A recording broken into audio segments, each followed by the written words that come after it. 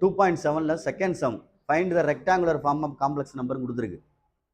முதல்ல இது ரெண்டே மல்டிப்ளை பண்ணி ஆன்சரை எடுத்துட்டு அதுக்கப்புறம் வந்து A + IB ஃபார்மில் காட்டணும். இங்கே கொடுத்துருக்கு பாரு என்ன ஃபார்ம்னு.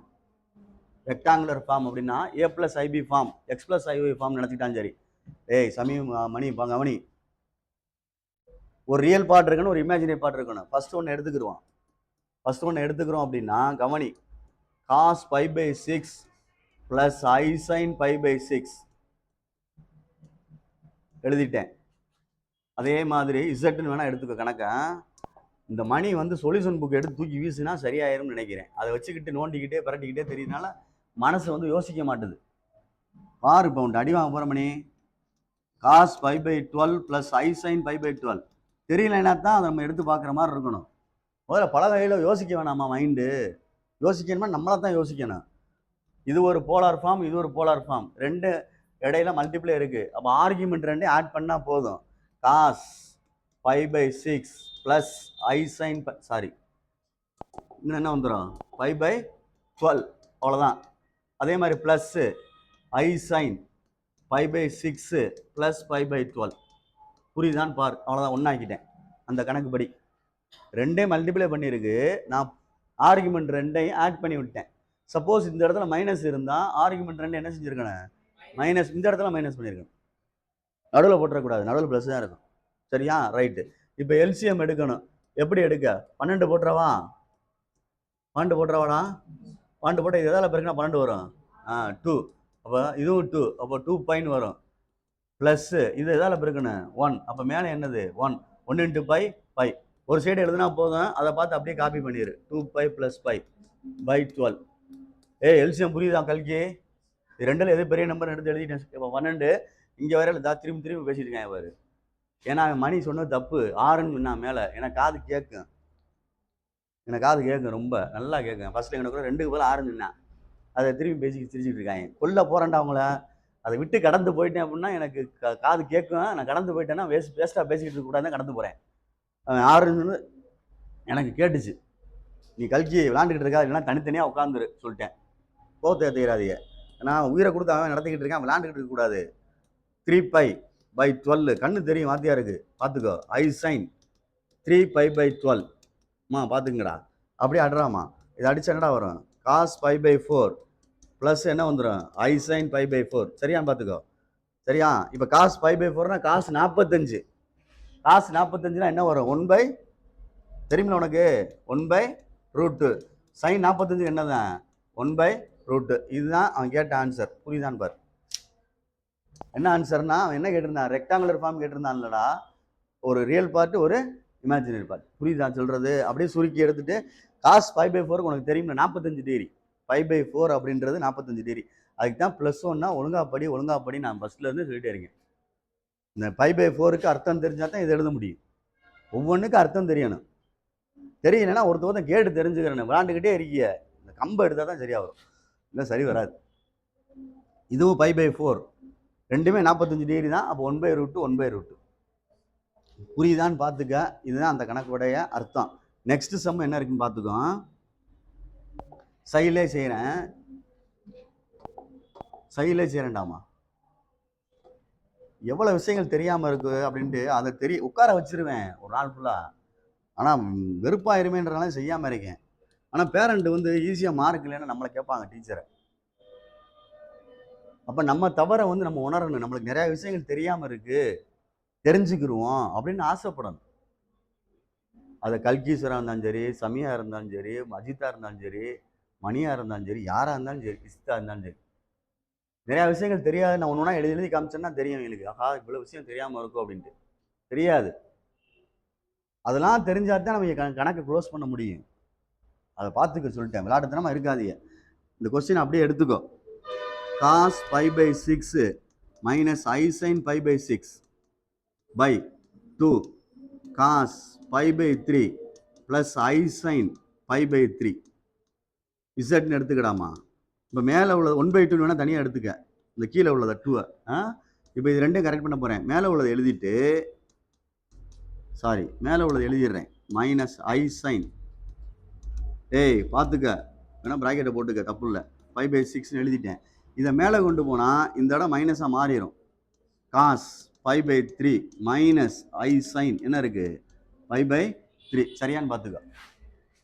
இப்போ ரெண்டையும் கரெக்டாக எழுதணும். எப்படி எழுதலான்னு யோசிக்கணும். ஏன்னா இதுலேயும் மைனஸ் இருக்குது, இது மேலே போனால் என்ன ஆயிடுச்சு மைனஸ் ஆயிடுச்சு. எப்படி எழுதலான்னு யோசிக்கணும், பொறுமையாக யோசிக்கணும். இல்லைன்னா இன்னொரு மெத்தட் இருக்குது, இதை செய்யணும் செய்கிறேன். அதாவது இந்த பாரு 1/2 பார்த்துக்கடாமா, காஸ் மைனஸ் 5/6 ப்ளஸ் ஐ சைன் 5/6 மாற்றிக்கலாமா அப்படின்னு பாரு. காஸ் மைனஸ் சீட்டா என்னது, காஸ் சீட்டா தானே, சைன் மைனஸ் இதை தானே அப்படி எழுதுவோம். அதே மாதிரி அதையும் யோசி.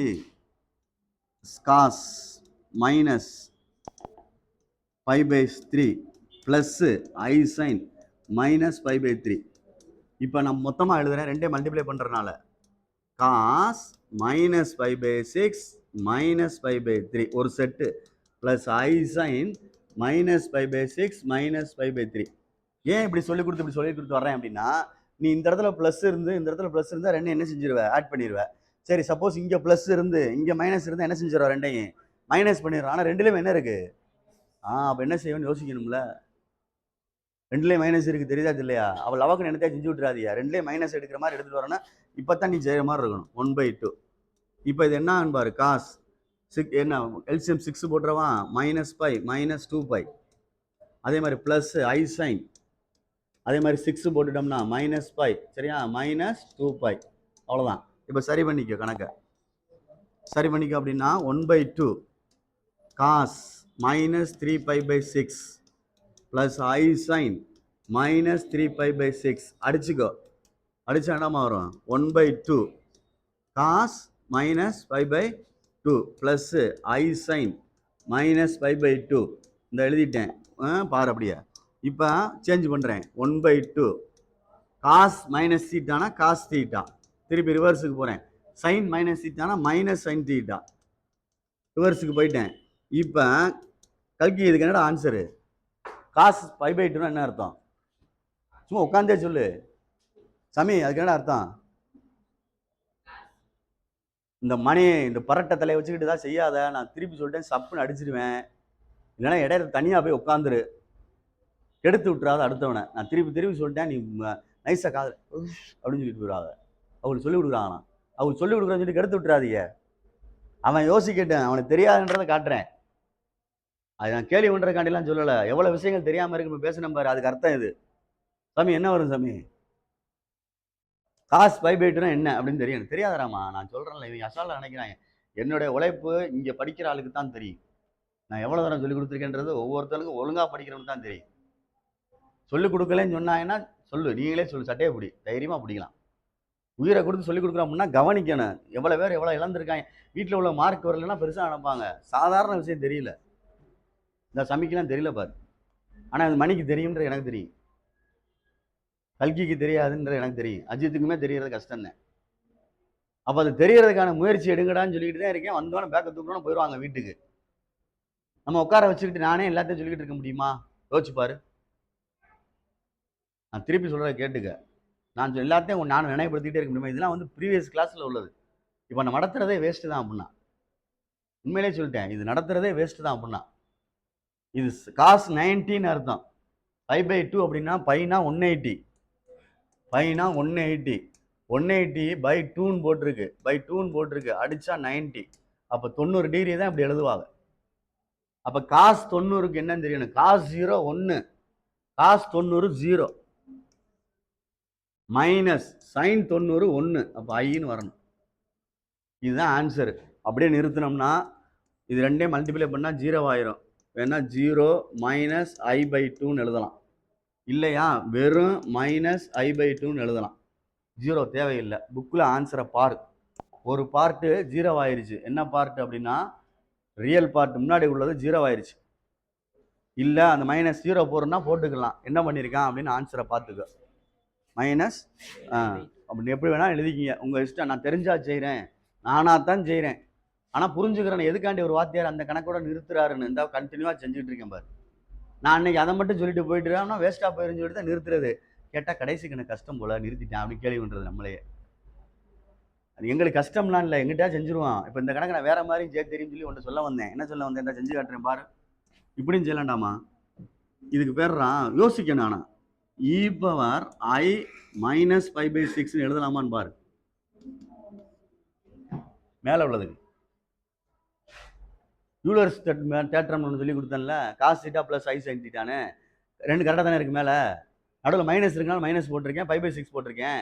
சரியா சொல்கிறது? கீழே எழுதுறேன் 2 இன்ட்டு இ பவர் ப்ளஸ் இருக்குது, ஆனால் 5/3 இருக்குது. அப்போ ப்ளஸ் 5/3 ரைட்டான்னு பாரு. மேலே கொண்டு போய் இதை 1/2 வெளியே எடுத்துக்கோ. மெத்தேடு வேணால் மாற்றிக்கோ. நாங்கள் எப்படி வேணாலும் செய்வோம்ப்பா தம்பிலா, ராஜா கிளிலா, எங்கிட்ட வேணாலும் சுற்றுவோம். ஆனால் ஆன்சர் கரெக்டாக கொண்டு வருவோம், அவ்வளோதான். 5/6 ஐ இது மேலே கொண்டு போனால் இ பவர் மைனஸ் என்ன ஐ இருக்குன்னு ஐ 5/3 மைனஸ் ஆயிரம் மேலே வேணாம். இப்போ பவர் இது ரெண்டு மல்டிப்ளை, பேஸ் ரெண்டு ஒன்றா இருக்குது. பவர் ரெண்டு என்ன செய்வீங்க? ஆட் பண்ணுவீங்க. அப்போ இ பவர் ஐன்னு எழுதிட்டு காமன் அப்படி எடுத்துக்கிறேன்னு. இதில் மைனஸ் 5/6 இருக்குது, அதில் மைனஸ் 5/3 இருக்குது. சரியான்னு பாரு. அப்போ 1/2 இப்போ எழுதுகிறோம். இ பவர் ஐ எல்சிஎம் எடுத்து பார்த்தீங்கன்னா என்ன வந்துச்சு? 5/2 வந்துச்சுல உனக்கு. இப்போ எல்சிஎம் எடுத்தில, இந்த கணக்குள்ள எடுத்து காமிச்சில, தான் நான் இதிலே வரும். இப்போ திருப்பி இந்த கணக்கை இப்படி உள்ள கணக்கை தானே இப்படி மாற்றணும். திருப்பி பலபடி மாற்றுறேன். 1/2 காஸ் 5/2, இங்கே என்ன வரும்? ஐ சைன் 5/2 அப்படின்னு வந்துடும். ஏன் சார் கேப் விட்டீங்க? என்ன இருக்கு இடையில? மைனஸ். அவ்வளோதான். இந்த ஆன்சர் இங்கே மேட்ச் ஆயிடுச்சுல, அந்த இருக்குல்ல. இது சிம்பிளாக தெரியுதா?